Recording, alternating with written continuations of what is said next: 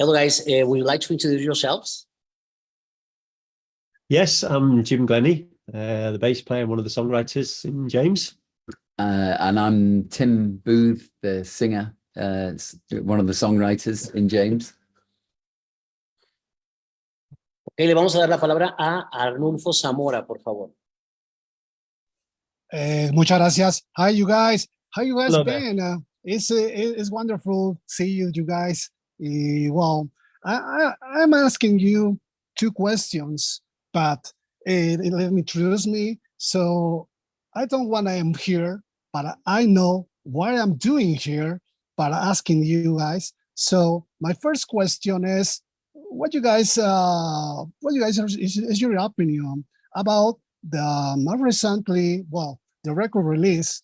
Let's talk about the Yummy, and then and otherwise about your more recently single release. Well, I waiting for you guys. Thank you so much. Thank you. Could you outline the first question again? What you want to talk about? The album? About the album coming? The new album coming out. You're right. Yummy. Okay. It's called Yummy. Yeah. Yummy. Yeah. Yummy. Right. Yeah. Right. Yeah. It's not a very James title. It was because we felt the album was delicious and quite uplifting in many ways, although some of the lyric topics can be dark. And we just kind of, I sing on one song, Yummy, Yummy, Yummy, and everybody liked it. And we said, let's make the album Yummy. And then somebody pointed out that we looked online and saw that Justin Bieber had an album called Yummy, but none of our fans will know that. And we didn't know that. So we stuck with it. It's very joyful. It's very, it's unusual because I've been listening to it tons to try and learn the songs before we come and play them. And I'm not getting bored of it, which is really shocking me, I think. Yeah. Normally I don't like to listen to our albums too much because I'm always scared of over listening and losing the spontaneity. And this one, I'm finding it hard to do that. You know, we jammed about 100 pieces of music. Yeah. And then we whittled it down to working on 16, 17. And that's our James process. We always improvise. 4 of us improvise, and then we whittle it down to our favorite improvisations and turn them into songs. Does somebody need to translate this, or can we just carry on answering? No, we're going to carry on, please. Go ahead. So it's far away. Yeah, well, as Tim said, it's a very kind of joyous, uplifting album. There's lots of the lyrics have got a deep and meaningful at times, but I think that's countered with a lot of joy and uplift. I mean, I think the world is, as we all know and are all experiencing, there's a lot of darkness and negativity and division, war, and people need that explained, I guess, to some degree, or attention drawn to those things. But at the same time, you've got to give people hope.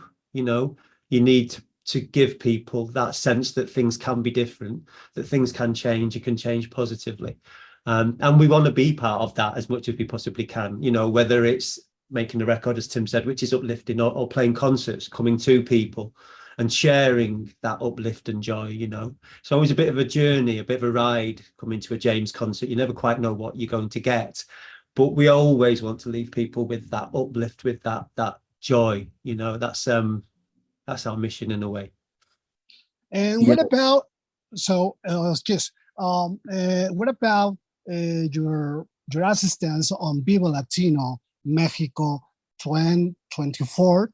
So what is your opinion? Are you guys, you know, about these things, about these massive concerts, or what is your opinion, please? So please.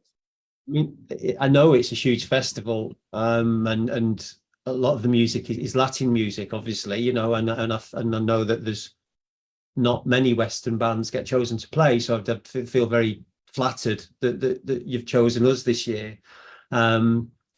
We've not been to Mexico for a while, so it'll be fantastic to play people. And I know it's a massive festival as well, and we're going to play to lots of people that maybe don't even know James, that come to see the other artists, you know. And that's our challenge, to try to win those people over. You know, hopefully people are there to be receptive and to listen. And it's our job, our challenge then is to engage them, to pull them in, and maybe, you know, leave them wanting to hear more. Maybe they go and listen to the records on Spotify, and we win some new people over. We love Mexico. You know, I suppose that's the simplest answer to your question really, is we miss not being there. We always enjoy it when we come. It's fantastic. We're doing 2 shows there. We're playing Guadalajara as well, which is wonderful. And it's just a celebration. You know, the people are very joyous, very uplifting, very welcoming. And it's always a pleasure to go. It's always a pleasure to be there. Okay, thank you so much, gentlemen. So I hope to see you soon. And thank you so much, James.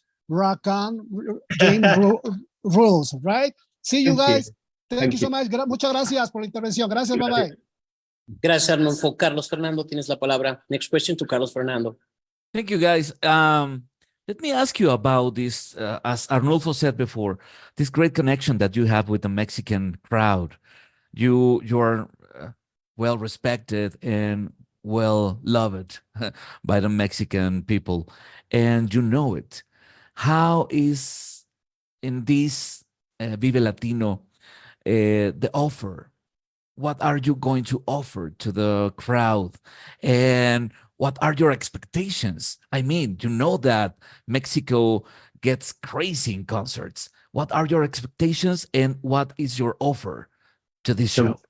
You know, the first time we came to Mexico was in 2008, 9, something around that time. I'm terrible with time, so forget it. You can Google check me. But we had no idea we had an audience. The record company in the West, they never tell you, because I think they probably felt that the music would be bootlegged and they can't sell music, so they don't want to tell you to go to a country where the music's not going to be bought, because they're all about the money. But we go where we have an audience. And so we booked a 2,000-seater venue, and it sold out within a week. And so we bumped it up to 4,000, and it sold out within a few more weeks. And by the end, we were playing to 12,000 people, and we were shocked. We had no idea we had that level of audience. And I remember the first night I got in the audience and I lost my shirt. I mean, which doesn't usually happen to me too. I'm usually good at keeping my personal belongings. But people literally tore my clothes off, and it was like, oh shoot, what is this? And so it was a level of passion that we weren't really expecting. That was just a joy. And we keep pushing away at our promoters to come back again and again, but people go, oh, you can't go back too often. You know, I don't think this is true. But we keep being told this, because each year we say, please, can we come back to North America, Central America, South America, you know, or we have such great time in Peru and in Chile as well. And same thing happened in those countries. We didn't realize we had such an audience. And, you know, I've lived in Los Angeles for 15 years. So to me, it's I'm close to the border. It's a really big deal to me. And so, you know, I think the difference between James and most of our contemporaries is they focused on being cool, and we focused upon touching people's hearts. Yeah. And I do it very well. Thank you. And, you know, I got into music because I heard a Patti Smith song about a boy losing his father on the night I was told my father was going to die. And I was 16, and this song just reached out to me across the world and made me feel less alone. And for me, I think that's what, you know, I think we do that. We try to reach out to people and make them feel less alone. We have other songs. We have songs that do more flippant, playful things, but we have songs that I would consider, and this may sound pretentious, and I give you that if you wish, but as medicine. And people write to us to tell us this is the truth. You know, they write and tell us incredible stories about certain things, what certain songs did for them, how at certain times in their lives. And every band gets this, but we get some very strong ones in that way. And I think we want to reach out and make people feel less alone. And as Jim says, you know, I write dark lyrics, but there's always an uplift. We're not Joy Division. I love Joy Division, but I can only listen to that record once a year. When my spirit's strong enough to take it. You know, we want someone's blowing their nose or sitting on the toilet, I think, with their microphone on. So, you know, in the end, we want to, touch people's hearts and leave them passionate, leave them singing, leave them dancing, leave them having fun. Is This Love is the proof of that. Is This Love is a great track. I feel that this track is like walking through a jungle of hearts beating at the same time. It's tribal even, and it's great. Congrats on that. Thank you, Carlos. Thanks a lot. I mean, that's something we really noticed too when we come south of the border of the USA.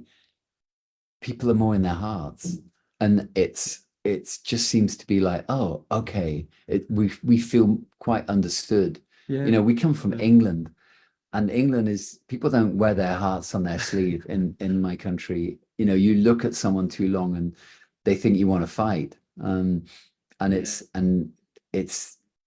we've always had fight problem here, because we do wear our hearts on our sleeve. I mean, it's strange because, you know, the countries that we've had success in, apart from the UK, you know, are Latin countries, you know, Spanish speaking countries. I mean, it's, and I think that says something about the countries that like us, but also us as a band, I'd like to think. It's a strange one, much more so than than the success we get in Northern Europe. I feel much more at home in these countries where, again, it's about heart. You know, that's you know, the music isn't necessarily like, doesn't sound Latin. It's like we're using lots of Latin rhythms or anything, but it's with passion and meaning. And I think that connects with people at a deep level. And it's not about, as Tim said, it's not about looking cool, or it's not about that aspect of music. It's about something much more meaningful. And I think it starts with a record, but then it goes into live, and it's that direct relationship, which is so powerful. What we all missed through COVID, when there was no music for 2 years, and people missed that sense of togetherness that you get from that. It's powerful. So much deep. Yeah, absolutely. And as Tim said, it's medicine. These things are there for a reason. You know, people go for a reason. It's moving. You know, people cry. People, you know, songs mean different things to different people, and they bring back memories, or they reflect a part of their life, whether it was losing a loved one, or whether it was falling in love, or whatever it is. It's emotion. It stirs it up, you know, and you share that with the people around you, and it magnifies it, it amplifies it. It's a special experience, and to be in a band and that's your job is incredible. What greater privilege. What greater privilege. We love what we do. That's why we're still doing it after 40 years, you know, longer than most marriages in this country. We're passionate still about what we do. Yeah. We have a 9-piece band. We have a trumpet player, which also is an unusual thing for a Western band to have a trumpet player. We have a guitar player who's a brilliant violinist, another guitar player who's a brilliant cellist. So we have flexibility of musicianship going on within the band. Chemistry, just chemistry, man. Perfect chemistry. Thank you, guys. Thank you very much. My pleasure to talk with such a great band. Thank you. Gracias. Siguiente pregunta va para el parlante Music Media, por favor. Listo. Hi, guys. Thank you so much.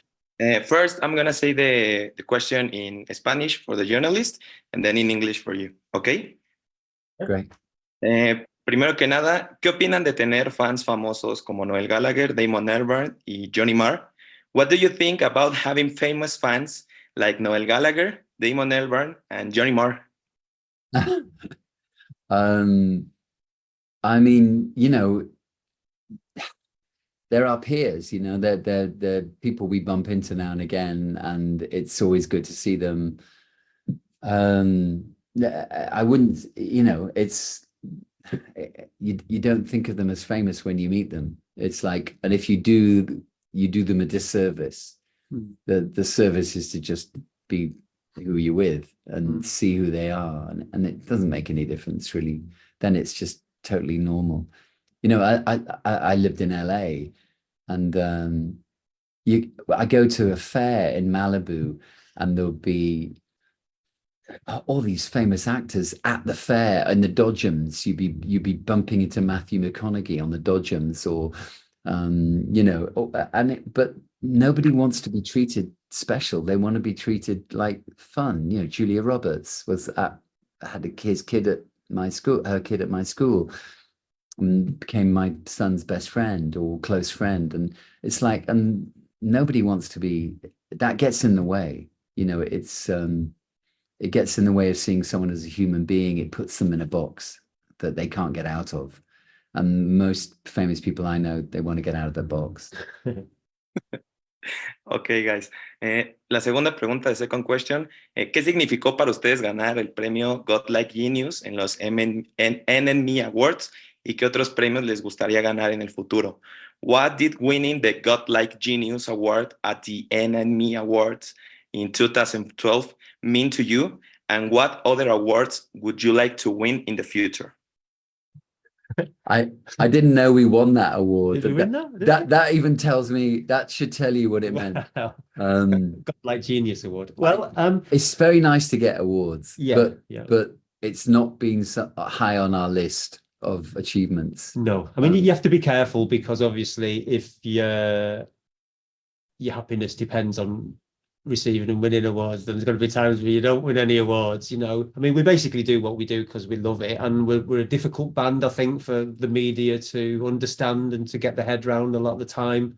We've struggled with that aspect of the business, so we just tend to just stay very quite blinkered, quite a narrow vision, and just do what we do.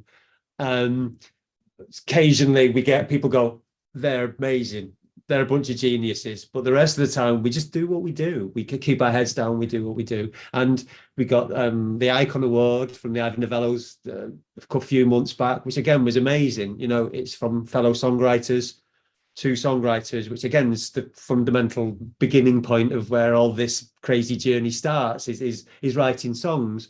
So that was really important to us. But at the end of the day, just like reviews in a way, you can't be focused on that. It can't be something you feel bitter that you were left out, or, you know, or feel validated because you received. It's really something, yeah, it's fantastic. Great that the people have acknowledged the hard work you put in. But at the end of the day, you can't get sidetracked by that, really. It's just, you know, that way madness lies, I think.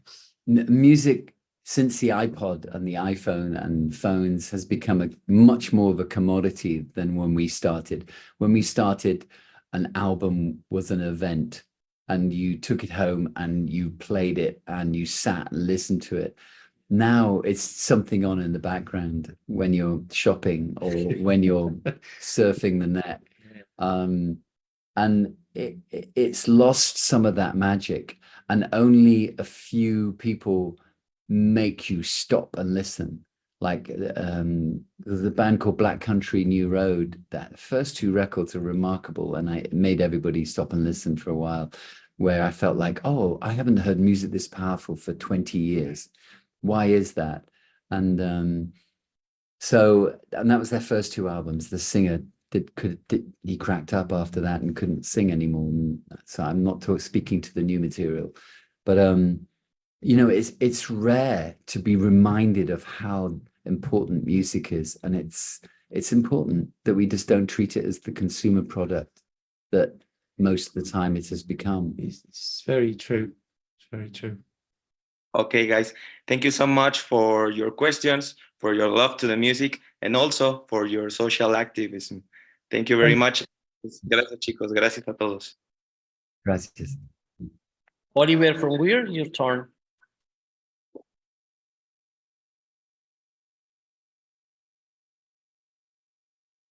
Yep. Well, good. Thank you. Thank you, Oliver.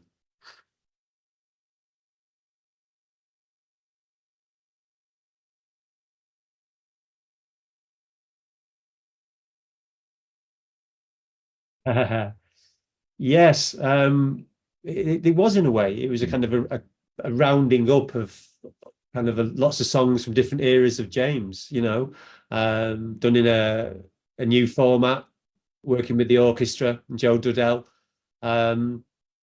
It was a lot to do in a short space of time. We didn't have very much time to do it. And it's a strange mixture of two different, very, very different worlds in the music business. Ours, which is a lot more feel and a lot more kind of organic in a way, and the classical music, which is all laid out on a sheet and everything happens in a very kind of regimented order. And there was quite kind of a difficult meeting of those two worlds. I think they had to become a lot more flexible and we had to get a lot more disciplined, I think.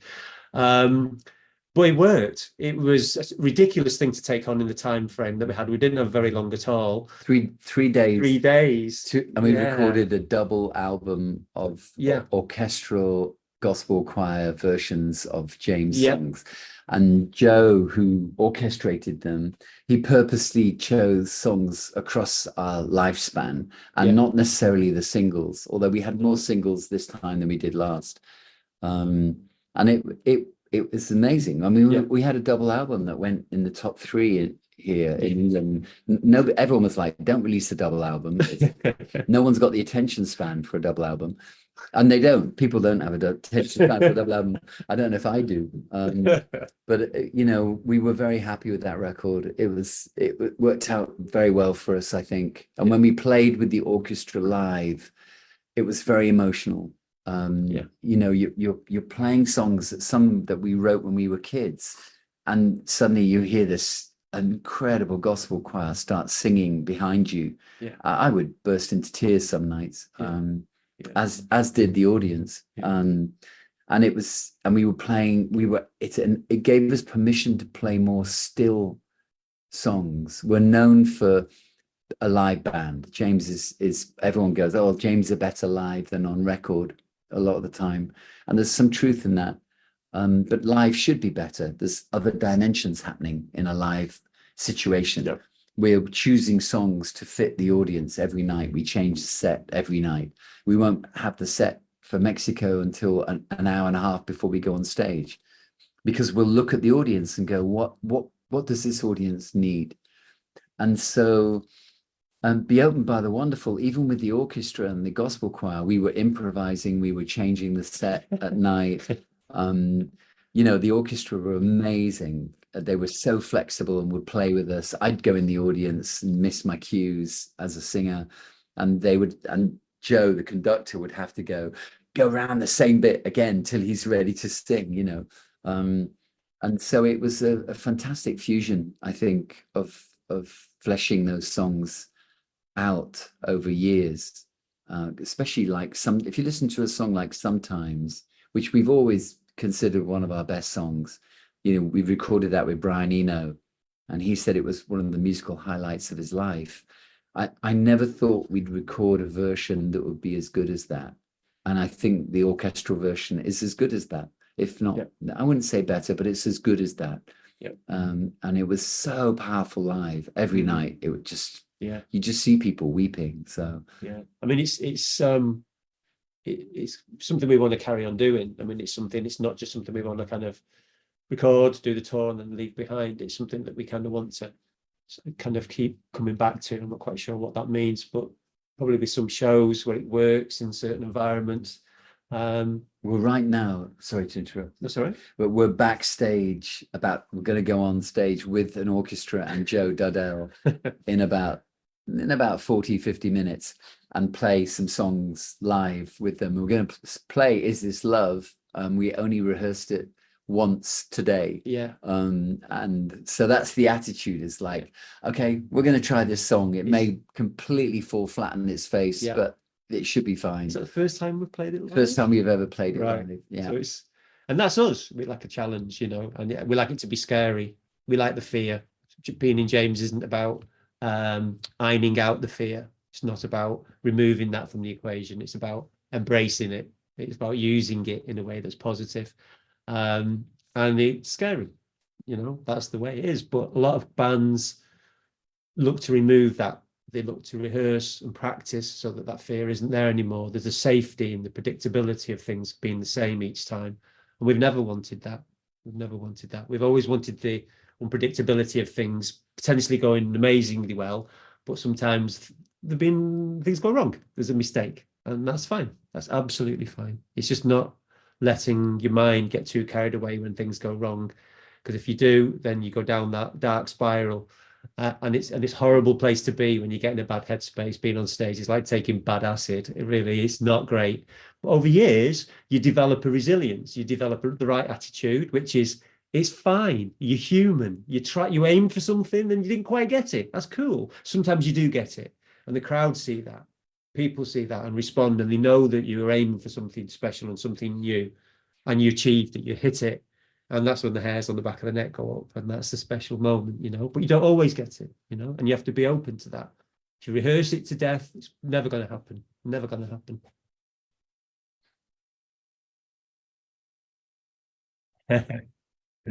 Yeah.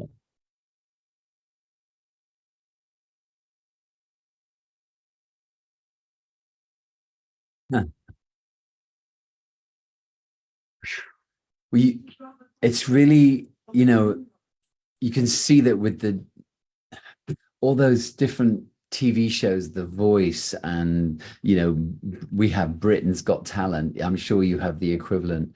It becomes about fame, and it becomes often about money. And that's not our world. You know, we grew up listening to the Velvet Underground, who never sold more than 20,000 copies of an album in their lifetime. And then later people went, oh my God, that band's amazing, and came back to them. You know, we're playing tonight in the Manchester Apollo. I saw one of my first gigs here with Iggy Pop and Lust for Life tour, and it was only playing to a few thousand people. And Patti Smith, who now is famous over the years, but at the time was not very famous. And so we loved music that was a bit under the radar. We came from that. Jim loved The Fall, and, you know, a great Manchester band. So it was never, for us, it was always about leaving music behind that you can be proud of, and not necessarily going for the money. We made some stupid business decisions. Like we refused to let them release Sit Down in America. We said, no, we're bored of the song. Yeah. It's 2 years in the past. You can't release it. We owned it, so we didn't let them release it. And in retrospect, that was probably a foolish move. Yeah. But we made quite a lot of foolish moves because we chose artistic choices over money.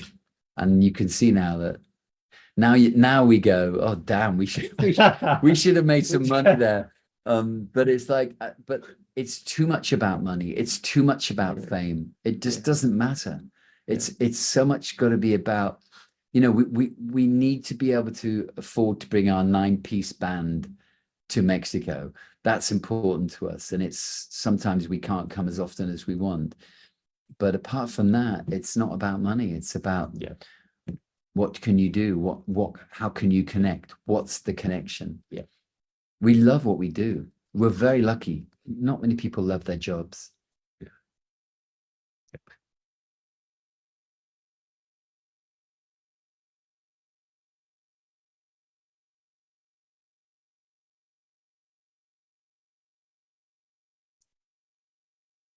We'll probably play a couple. We'll do some rehearsals before the Mexico shows. So we've got a couple on the back burner that we're hoping to put into the set. We haven't played them yet, so we don't know how good they are yet live. Well, that's the plan. We've got a song called "Life's a Fucking Miracle" that we want to play. Yeah, which is great because that's one of our favorites at the moment. Yeah. But we don't know if it will work, you know.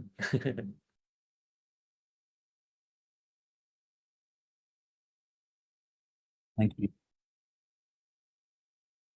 Thank you. Thank you, Oliver. Too. Luis de Miss Culture Radio, your turn. Hi guys, hi Jim, hi team. Hi It's there. amazing interview a great rock band. My question: 10 years after the album La Petite Mort, the feeling of the dead and the influence of the Mexican culture of the dead is still present in James at the Vive Latino Festival, will be possible to listen the song Moving On? Good. That's a good question, and we don't know because, as I say, we choose the set list an hour before we go on stage, so we won't plan.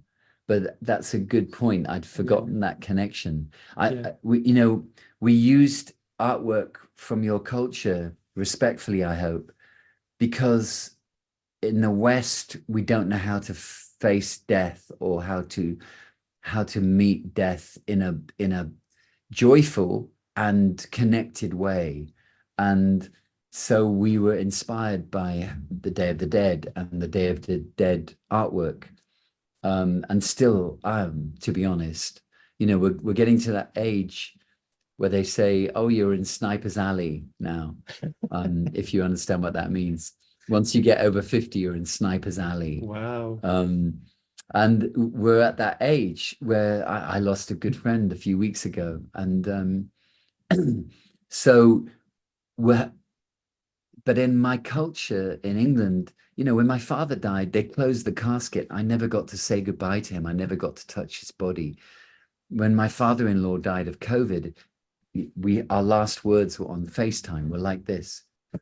He was coming off a ventilator and he asked me actually to sing Sit Down to him. And then, he came off the ventilator and he died. So it's like, but death is an amazing experience. When I got to Le Petit Mort, the lyrics, I wrote about death a lot on that record because I got to hold my mother as she died. And it was a beautiful experience. And I was shocked. I was shocked that it was so obviously a birth. And I didn't grieve because I got that experience. There was like, oh my God, this is so obviously a birth. And it was transcendent. And that was what really a lot of Le Petit Mort was about different ways of approaching death to some degree. We're rubbish at it in the West. It's just like we're in complete and utter denial that anybody's going to die. And when they do, it's like a shock. And there's a whole mixture of an inability to cope and deal with it and accept it, which we seem to just still have no idea of how to change. It's very bizarre, something that is obviously going to happen to all of us, that we seem to have not managed to remotely come to terms with it. But yeah, in other cultures, they deal with it in a much better way. It's just, it's strange. It's odd. I have a novel coming out called When I Died for the First Time. And the cover has very faintly in the background, you can see some Day of the Dead skeletons in the background for the same reason, I think, which was a celebration, a connected death, basically. Okay, thanks, guys. Nice to meet you. Thank you. Thank you, Luke.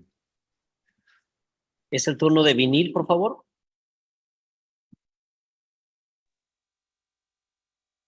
Hi guys, welcome back to Mexico. And my question is the set list from Guanamore Studio in Guadalajara is the same, because in Guadalajara is a full show and Vive Latino is a festival. You have the same set list for the show, and who is the expectation for the two presentations in Mexico? Well, I mean, in Guadalajara, that's our own show, so we'll be playing for longer. I'm not quite sure how long we're playing for in Mexico in the festival, but it'll be less time. So there will be two different set lists. I mean, they're playing in Guadalajara. I imagine, most people are going to be James fans. They're going to come before James. They're probably going to know songs. At the festival, they're probably not. There's going to be a big chunk of people that don't. I'm sure there's going to be, people there that know various tunes they've heard, but there's going to be a lot of the set that they don't know. And it's our challenge to win those people over, to find a way to connect and to pull them in and to engage them and to hopefully turn them into James fans. That's the plan. So the approaches will be very different. As Tim said before, we don't know yet. We don't know what the songs will be for both shows, but they will be different. There'll be two different set lists. That's one of the major differences between us and most bands is we don't have a set for each night. You can't look at the set we played last night and think you're going to get it tomorrow night. You won't get it tomorrow night. For very good reason. You know, we want the thing to be a living communication with the people who are in front of us when we play. And that means Friday night in Mexico is going to be very different to a Monday night in Lisbon. And you play a very different set. And also if something's happened in the news beforehand that's upset people, that will be taken into consideration. We may have a song that can relate to that or can help people express that. So we're choosing our songs according to the day of the week, the city, and what's going on locally in events, and also what songs the band are really playing well. There are certain times where there's one, you can tell a song is on fire in the band. So we're likely to play that song, and it might not be a hit, it might be a B-side, but it might be so strong that we're confident enough to play it. And we sometimes change the set list when we're on stage. You know, you'll be working through what we thought was the right list, and then we'll kind of go, do you know what? Should we change this? And we'll have a little discussion on stage, shuffle a few songs around, and play something else. You know, that does happen often. We think an audience appreciate the spontaneity, and we may be wrong. They might not like the chaos, but we think that there's room for that in this very tight world that we live in, where everything is in boxes and put in its place. We don't want that. We want to blow that up. Cool, guys. Thanks so much. And team, Patty Schmidt is right now in Guadalajara and also Mexico City this week, so maybe we can send greetings to you. Oh, send her my greetings. Cool, guys. See you soon. Thanks, George. Lenny K is the godfather. Yeah. He's the godfather of my son. Cool. Wow. Crazy. He produced our first album, and we became close in 1984 or 5, I should think it was. Yeah, must have been. So we're close with Lenny, and Great, bro. So see you soon, and thanks. Cheers. Thank you. Next person to ask a question, Azul, please. Hello, guys. Hello there. Hi, Zul. How you doing? Good. You just said something very interesting just a few minutes ago, that it's for you, for the band, it's very important to connect with people and not to be a cool band. No, it's that for the band it's important. But nowadays it seems like it's more important to be cool. So in that way, what do you think about, for example, the IA, for the creation of music with the IA, and I think it's not nothing that can connect with people and now, but it's generational. It's like it between generations. So what do you think about that? Great question. Especially, I don't know if you've seen the new ChatGPT 5 that came out a couple of weeks ago, which is more to do with video, but it's still astonishing. Here's the thing. You know, we worked with Brian Eno for years and still do. He oversaw our new album. He was overseer, so we could go to him with any problems. And Brian is brilliant at using technology and generative technology. So he'll have a piece of music that will recreate itself with an algorithm. And somehow he makes it personal. The music is still emotive. So I wanted to not like it. You know, I want to be able to say AI is evil and blah, blah, blah. But I think in the hands of the right person, it could be remarkable. I just haven't, you know, the only person I know who's really made electronic music and computer generated music emotional to me is Brian. There aren't many others I can think of who have done that. So it's rare. And I think it's going to mean that we're going to get even more and more music flooding the market with stuff that isn't really expressing a human approach. And then if it is expressing a human approach, it will feel a little bit manipulative. You know, they've been stealing our information online for years. They know how to manipulate us to buy the right box of shorts and to buy this thing on Amazon that everybody needs and what you're selling on TikTok and the influencers. So the algorithms are going to know humanity from a rather manipulative psychological viewpoint. And it may be able to make something that works for a lot of us because of that.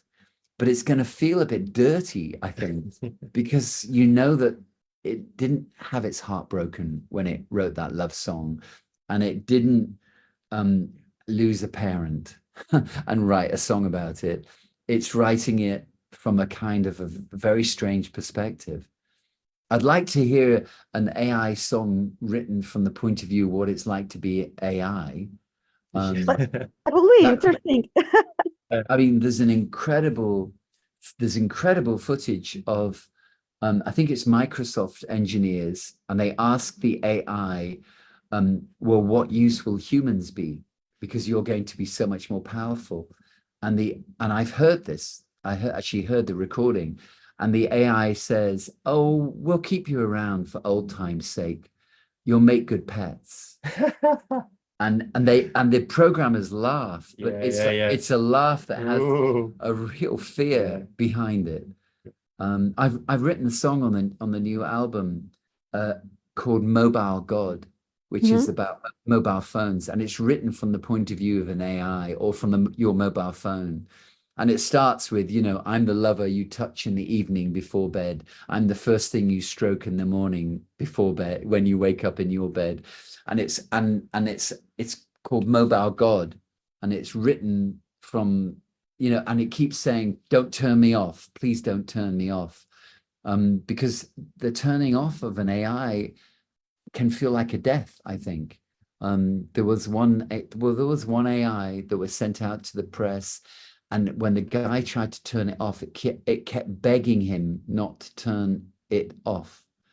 And I thought, holy cow, you know, we don't know what sentience is. We know we're such arrogant creatures as humans. So we look around the world and go, no, there's nothing intelligent here like us.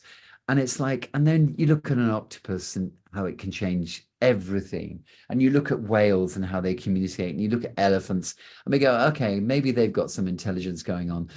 We can't judge intelligence by our own standards. It's ridiculous, total arrogance. And we don't know if we've made AI sentient yet, or if we ever will. It will just be a different kind of sentience. I think 10% of people working in AI think it will be the end of the world. That's a fact. 10% of people working in AI think it could destroy the world. That's a hell of a lot of its workforce to believe in that. Yeah. So we're really playing with fire here. You know, Musk says it's much more dangerous than a nuclear bomb. It's much more dangerous than nukes, and we wouldn't let people build their own nukes. And so why are we letting people build their own AIs? And so it's a really scary topic that I'm going to write more songs about in the future, because they're going to write about us, so we might as well write about them. Okay, thank you very much, guys. Thank you. Es el turno de Fusión.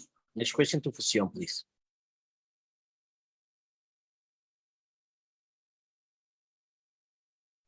Ok, Cel Quintero, entonces, por favor. Hey guys, good afternoon, Mexico. Good night in England. This is Cel for MX Rock. What do you think will be the biggest challenge for your band performing at Vive Latino with a lot of cultural music difference? I don't know. It's going to be an interesting challenge, and we'll see how it works. I think Guadalajara will hopefully start to tune us into the culture a bit more, and we'll go, oh, okay, that song worked. Maybe we should be playing that song. What do you think we should do? I don't know. I'm pretty sure your show is going to be the most memorable you have here in Mexico, but let me guess. Surprise me. Well, we will. We promise. Okay, I'm pretty sure about it. But are there any other songs? I could say Laid, obviously, but are there any other songs than Laid that you think might go down particularly well in Mexico? The Mexican crowd, it's very warm, so I think if you interact with them, they are going to be very happy. Okay, great. Well, we like doing that. So Okay, thank you so much. Nice to meet you. See you at Vive Latino. see you there. Thank you. Thanks. Thanks. Edgar Hernandez, please. Thank you, Jorge, and good evening. Good night, guys. Thank you very much for your time to answer some questions. I have two of them for the two of you guys. If you want to answer each one, that would be awesome. The first one and the most important, I was hearing what you were saying earlier about that how this is very sensitive, or how the music you create is very sensitive. I would like to ask what represents the music on your life. If you can describe each one of you guys for me. Do you mean choose songs that we love from other artists, or do you mean what would a song be if it was trying to represent our lives? Basically, I was thinking more for the personal side, Tim. If you can tell me what music represents on your life. Wow, that's a tough. You mean our songs or I'm not other? sure. I still can't understand. Do you mean our songs or other No, people's he songs? means what the music represents in Yeah. your life. Yeah, What kind of music in general. General. What Yeah, represents I on mean, your life? I mean, it's been the whole my adult life. I mean, I started in a band when I was at school, and the band kind of morphed into James. It turned into James, so it's been everything for me. It's been my process of growing up. It's rather kind of must be a slightly bizarre kind of existence to be in to end up now at the grand old age of 60. After being in a band all these years, it's been everything to me. I mean, it's become it's where I write, it's where I work out my own issues. There's lots of stuff to do with your own personal confidence and ego that come out in a band, within either the interrelations or how you express yourself externally. There's lots of things that about this is about growing up. It's about being an adult. We've had lots of car crash moments in the history of James where things have gone wrong. And they've usually been, some have been to do with the business, but some of them, or a lot of them, about personality and our individual kind of, include myself in this hugely, flaws, and thinking you're right and trying to demand your own way and not really being able to grow up sufficiently enough to realize that if you're not careful, you lose this thing that you love because you can't deal with being an adult in that situation. And we've been close to messing this up. We really have. And I thank the Lord that that's never happened, that we're still here.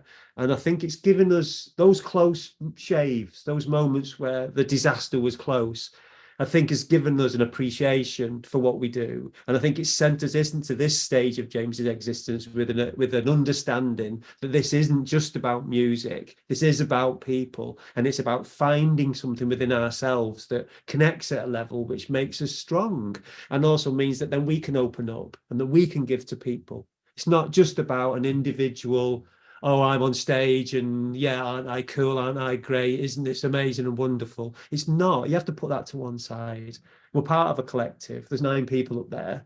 And when we play, it's 9 people. And there's a power in that. And there's a strength in that. And this is different for James in a way, because it's part of our journey. We started small. We started spindly. You listen to those early records from the 80s, and the songs are fragile and weird and odd and unsure of themselves. We were like that. They reflected us. And now this has developed into something that's just joyous and uplifting. I mean, it's a pleasure to be in the band.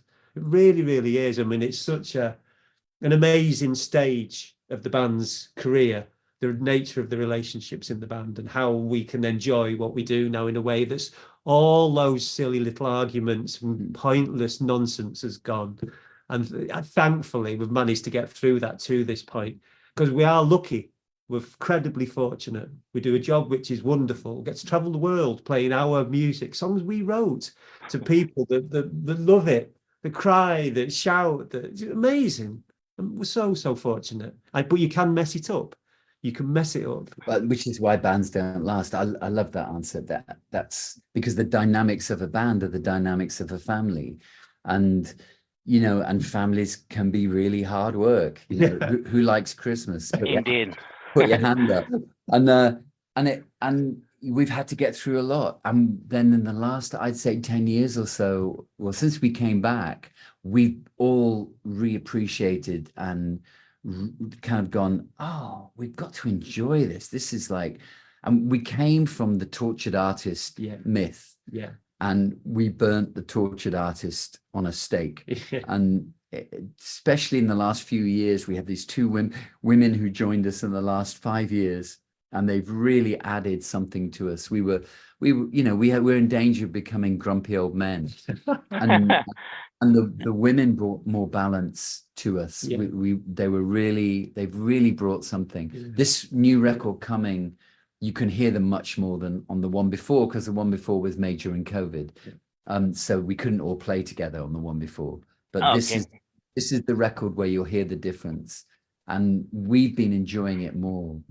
And then I would just add, for me, I've been able to write about all the things that excite me or frighten me or make me laugh or make me angry, and then find voice, and these incredible musicians make this thing behind it that makes it palatable, or makes it hit home harder, or goes against what I've written in a really fascinating way. So there might be a really joyful pop song with a really bleak, depressing lyric, and I love that. No one controls it. I don't control it. we surrender. We feel we've been given gifts of music to take to people, and Understood. we feel, and that is our job. And once we've recorded the album, it's not ours after that. It's wherever it lands. Yeah. It's whoever it lands in, and what they're going through at the time when they hear a certain song, like Tomorrow, which is about trying to stop someone committing suicide, and or a song like Le Petit Mot, which is moving on about the loss of your mother or your good friend who died, or Gold Mother, which is about childbirth. We wrote that in 89, 90. Not many singers in their 20s and 30s can get to write about childbirth. It was an 8-9 minute improvisation song. And I just feel so blessed to be in this crazy band that will run with whatever I'm writing about and find some amazing way to make it go multi-dimensional, where otherwise I'd be shouting in the dark and everyone would be avoiding me on the street, because I'd be the crazy guy on the street, and instead I get a platform for that, and we get a platform for that. And so music is everything to us. It's our language. Dancing too. There was a poll in Denmark. They follow people for 30 years, and it was how long they live and how happy they are. And the 3 things they came up with, it wasn't giving up drinking, giving up smoking. It was singing, making music. It was dancing, and it was camping. I hate camping. Yeah, which I take camping as being in nature. I think that's right. I think that's what they were getting at. Like Right. some nature connection. Oh, I don't like camping. I'm not sure I like camping. No, but I thought singing and dancing were the things, when they follow people for 30 years, made people the most happy. And we're talking group singing, group making music together. Yeah. It was that. Yeah, thank you. And I believe that the music is with us from the minute that we born, even when we are in the belly, until we are in the grave. So thank you for that. And just to deviate a little bit from the main topic here, you said that the music represents everything, and I hear you guys like being so mature that I would like to ask this question, even though it might be awkward.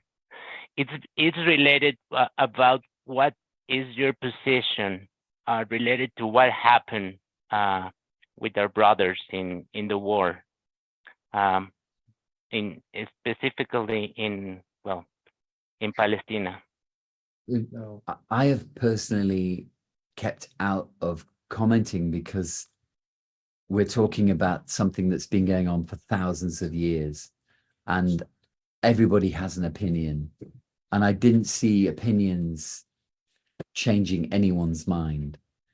So it's not something I've wanted to talk about, if you don't mind.